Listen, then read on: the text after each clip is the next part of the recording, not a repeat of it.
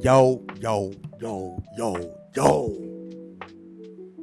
So where do we put Bud now? I'm on record. I got 10 people. I got 10 people who I have as my witnesses. I told them 4 days before the fight happened how the fight was going to happen. I told them. I mean, to be honest, if I didn't play so much sports, I would really say boxing is my number one sport.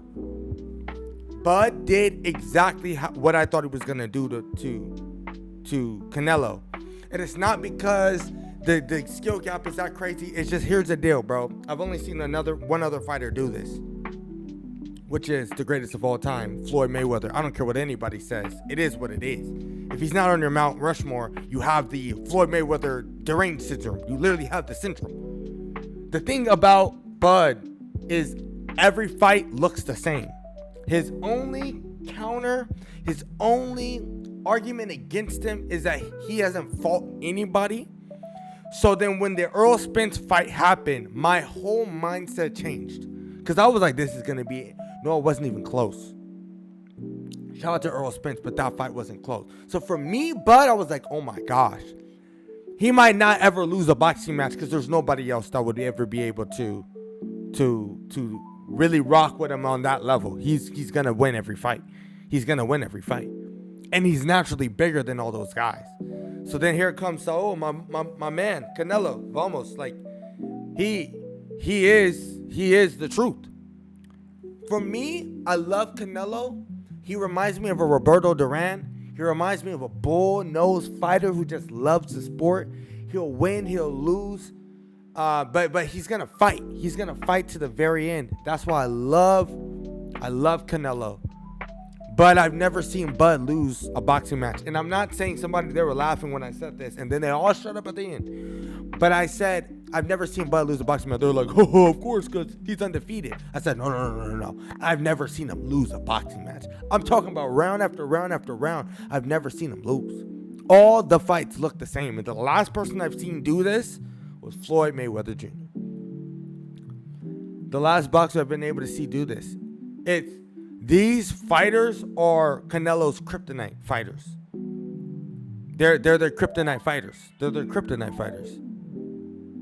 Too technical. And some people are like, oh, you're running. No, you can't win a boxing match by running the whole time. What happens is that if you try to get close, like I'm a bigger guy, like what Canelo tried to do, and he tried to assert his dominance in him, he found out you can't walk into Bud because he's going to hit you. And I understand because people have never boxed before. I have boxed. Here's what you guys gotta understand. I'm gonna try to teach you something. Even if you're blocking a shot, you're gonna feel everything. Your arms, especially if you want to go further. I mean, I'm not no professional boxer. I don't even know how people can go past 5 rounds. My conditioning, man. Even me, I'm gassed out. But you're going to get gassed out with every punch. Every jab. The jabs are the most annoying. They're the most effective punch in boxing. But it's the most annoying. You're going to get jabbed. Oh, my gosh. Oh. Bro, that's annoying. That's annoying as crap. And especially if somebody puts some oomph on it. Even if you block it, even with the 8-ounce gloves, and you block it, even if you roll with it, if somebody still taps you, taps your arm, taps your body, you're going to feel it. And every time you get hit, it is an auto. I think it's an auto response by your body. It's you know what I mean? It's you lose stamina. Like the games, how they do it, it's accurate. You lose stamina for the boxer who's throwing the punch, but also more so for the person taking it. You got to be a really good defender. But even that, you can't just be on the ropes the whole time just trying to take punches. There's only, a few people, one really, that ever did that successfully. And his name is Muhammad Ali. He's on the Mount Rushmore. The rope-a-dope on the Mount Rushmore. But I would never advise anybody to do that because your body is still going to feel it. Maybe not that day, but the next day. And it will trickle down into your fights later on. So you don't want to go into anywhere thinking I'm just going to take punishment. And you cannot walk anybody down that doesn't let you walk him down. And Canelo couldn't walk him down. And there's moments throughout the round, I wish they were able to show it here, There's moments throughout the round I wish I could show you guys where Canelo literally was frustrated. He was ticked off. He was just like, gosh, dang it. And I knew, I felt that feeling before. Not at that level, but I understand what he was saying, which was like, gosh, dang it. Like, he'll get punched. He was like, dang it. Because he knows, like, dang, why didn't I see that? Why didn't I anticipate the fourth exchange? Why didn't I anticipate that? Dang it. Like, oh my gosh, this dude's really... And I could see him because there were times where even when Canelo had him against the ropes, he's not going in because Bud had Canelo's respect, which was, I can't go in because this dude's gonna punch me, and they got some sting to him. I can't remember the dude's name off the top of my head right now, but he said Floyd, he's not a power puncher, but his punches, they're sharp. He's a sharp puncher. You're not just gonna walk in on Floyd. He's a sharp puncher. He might not have the power that he once did to knock you out, but he's a sharp puncher. It's just gonna hurt. And that's what people don't understand about boxing, really. I'm not gonna read the breakdown. All I want you guys to know is that it was a masterclass performance by Terence. It was a masterclass performance by Bud. And shout out to Canelo. But maybe 2 rounds I'll give him. But he won by unanimous. Bud won by unanimous decision. It wasn't close. And there was a point in time, I think after the 5th round, where Bud started staying in the center more. And I think at that round, that's when I got scared for Canelo, because I said, uh-oh. That means that Bud thinks in his mind that Canelo cannot hurt him. In a normal exchange, he's not bigger than me. He's not that bigger than me. Remember, Bud was a wrestler, like a world-class wrestler. My boy was no joke. So I think what you've seen is, which brings it. This is what brings me to the other question that I have for you guys, and I'm gonna end it with this. The other question that I have. This is what this brings me to. So where do we put Bud now? I didn't even have my thing up. My bad, y'all. So where do we put Bud now? You know, they're gonna say that it's because, Canelo wasn't in. He's on the tail end, but no, it's Canelo. It's Canelo. Canelo's in my top 10 fighters of all time. He's in my top 10 fighters of all time. He's dangerous. There is no, oh, he's not in his prime. No, it's Canelo Alvarez. Stop. It's just Bud is a better boxer. He's a better boxer. He proved it. So does that automatically mean that Bud goes above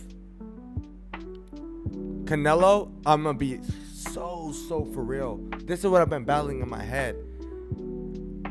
I'm not too sure to make that leap that fast, only because I'm not saying that he's not a better boxer, but what I'm saying is overall totality of his career. The only reason why I say that is because Muhammad Ali got knocked out by Joe Frazier. Joe Frazier got knocked out by George Foreman in a crazy vicious way. Literally, my boy jumped. But then Muhammad Ali beat Joe Frazier. So, you see what I'm saying? Boxers in the sport of boxing, style. And I was surprised because I think the whole fight Bud stayed southpaw, but styles really do play a part in boxing. And there are some styles that they're just annoying. Like a Maidana and Floyd, that's an annoying style of fighter for Floyd in the beginning. He figured him out by the second fight, but that's an annoying style. Overhand. That's how they're doing it. That's how they're coming at you. They're walk you down. I've seen fighters like that. They'll walk you down. Over everything overhand. Bop, bop, bop. 1, 2, 3. All overhand. Bop, bop, bop. They're annoying. Like, dang, you're trying to get in. They're so close to you. You're moving around trying to gosh dang it. Like I gotta move out so it throws you off your rhythm, but if you can establish the jab and he respects the jab, meaning you put some little something on it, just the jab in a straight. If you can get a 3 in there to kind of keep him at bay, I don't know about a 3. Maybe you got to really 1-2 him until you get the distance right. And once you get the distance right, then now we're on the now he's gonna think twice about it. But still, those guys, my down are like you know what I mean? And then change the angle on them. Those fighters are annoying to me. So it just depends, bro. But I'm sorry, like I've never seen a better fighter than Bud. I haven't. I've not seen a better fighter than Bud, and that's saying something. You know, other than Floyd. But their styles, their styles of boxing, and I just think that's what I gotta think about. But for me, what do you guys think? That's, you know what I mean? What do you guys think? But I really do believe that Bud, he cracked the code of boxing. Like there's nobody better than him.